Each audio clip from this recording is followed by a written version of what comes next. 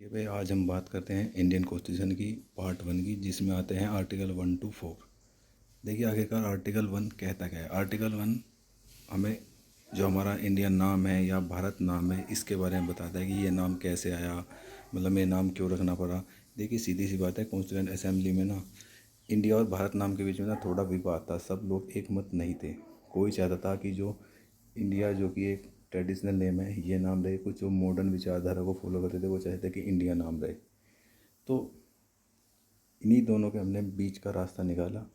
हमने एक्सेप्ट किया कि हम दोनों को रख लेते हैं।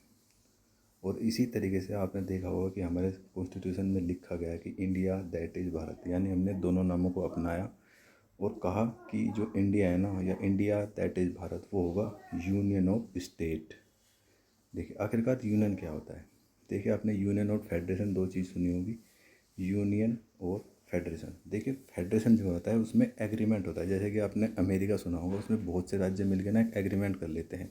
सब एक दूसरे का अगर कोई फ़ायदा होता है तो वो चीज़ें जारी रहती है, वरना वो अलग हो सकता है। लेकिन यूनियन में क्या होता है, यूनियन ना थोड़ा स्ट्रॉन्ग होता है, इसमें आप ऐसे अलग नहीं हो सकते।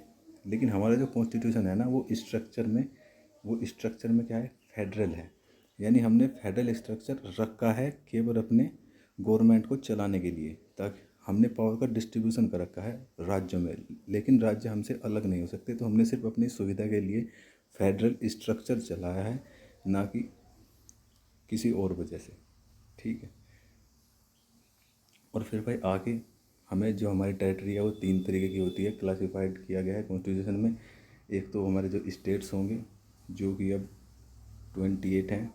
हमारी यूटी है जो कि 8 है भाई। और जो अक्वार्ड है, जो कि हम जीत, जो अक्वार्ड वो होते हैं जो तो विजित हो या हमने किसी तरीके से अपने टेरिटरी में वो मिला लियो। और जितने भी फर्स्ट शेड्यूल में जितने भी स्टेट, राज्य, यूनियन टेरिटरी या जो भी एक्वायर्ड है वो शामिल किया गया, वो सब आर्टिकल 1, यानी वही हमारे भूभाग या आर्टिकल 1 के अंडर आएंगे।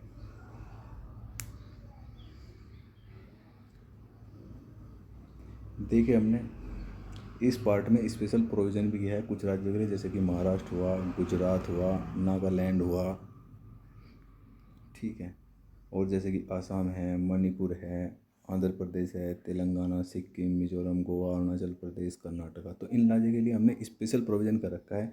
तो एक तरीके से जो हमारा आर्टिकल 1 हमें सब राज्य के लिए प्रोविज़न करता है, लेकिन हमने कुछ राज्यों के लिए स्पेशल प्रोविज़न भी कर रखा है। तो इस तरीके से ये क्या करता है कि ओवरराइड करता है provision relating to the state.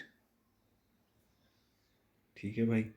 और हमें ये हमने बता ही दिया कि टेरिटरी ऑफ इंडिया में 28 स्टेट आते हैं, एक 8 यूनियन टेरिटरी है। और जो देखिए जो यूनियन है ना, वो टेरिटरी ऑफ इंडिया है। देखिए टेरिटरी ऑफ इंडिया एक वाइडर मीनिंग रखता है, क्योंकि इसके अंतर्गत यूटी भी आता है और एक्वार्ड भी आता है। यूनियन में सिर्फ ये लिखा गया है यूनियन ऑफ स्टेट, यानी स्टेट्स, यानी स्टेट का ही संघ होगा, यानी यूनियन होगा कहीं का स्टेट्स का। लेकिन टेरिटरी ऑफ इंडिया के अंदर क्या आता है, यूटी भी आता है, एक्वार्ड भी आता है और स्टेट्स भी आ जाते हैं। ठीक है भाई।